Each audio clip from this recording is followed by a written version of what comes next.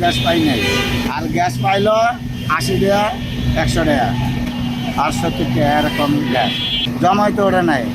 আদাবালার গাড়ি সকালে একবার 9টা বাজে গাড়িছি, 12:30 বাজে গ্যাস পাইছি 70 টাকা। কমলাপুর গেছি, কমলাপুরতে আবার মিরপুর আছি, গ্যাস নাই। আবার 1টা বাজে সিরিয়াল দিছে, এই পর্যন্ত গ্যাস নাই। 2টা বাজে দাঁড়াইছি, এই পর্যন্ত মনে করতে আছি। হ্যাঁ, এখন তো গ্যাসের ধারে যাইতে পারি নাই। এখন আল্লাহ কয়টায় দেয় হ্যাঁ করছি না, গ্যাস ট্যাঙ্কি হইলে খালি। এখন 60 টাকা 70 টাকা গ্যাস ঢুকে এত অনেক কমো পর। এখন এই জমা যাত্রীর কোনো খবর নাই। মাহাজন রাইতে হইলে তবে জমাই কম নাই 1100। আমাকে দেওয়ার দরকার নেই, জমা দাও। আমরা কই যাবো? এরকম গ্যাসের সমস্যা হইলে আমরা তো না খাই মরি যাবো। এটা কোনো ব্যবস্থা করুক না সরকার, যাতে মনে হচ্ছে আমরাও কষ্ট না হয়। সরকারের কাছে রিকোয়েস্ট করি আমরা যে গ্যাসটা ঠিক মতো পরিচালনা করুন। হ্যাঁ, যাতে আমরা সুন্দরভাবে আমরা গ্যাসটা লইয়া আমরা গাড়িটা চালাইতে পারি, মালিকের দিতে পারি, আমরা যাতে ডাল ভাত খাইয়ে বাঁচতে পারি। এইটাই আর কিছু না।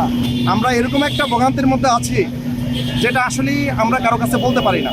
পাম্পে যদি যাই, পাম্পওয়ালারা হয়তো মনে করেন বলতেছে যে লাইনে গ্যাস নাই, প্রেশার নাই, দিতে পারতেছি না। অনেক পাম্পে দেখা যায় 2টা 3টা গাড়ি আছে, এর মধ্যে টাইমে মনে করেন পাম্প বন্ধ করে দেয়, আর গ্যাস নেওয়ার মতো কোনো সুযোগ হয় না। এখন আমি সিএনজি চালকের পক্ষ থেকে আমি জ্বালানি মন্ত্রীর কাছে আবেদন করতেছি, যেহেতু আমরা যে জটিল সমস্যাটার মধ্যে আছি, অতি দ্রুত এই সমস্যাটা যেহেতু সমাধান করে দেয়।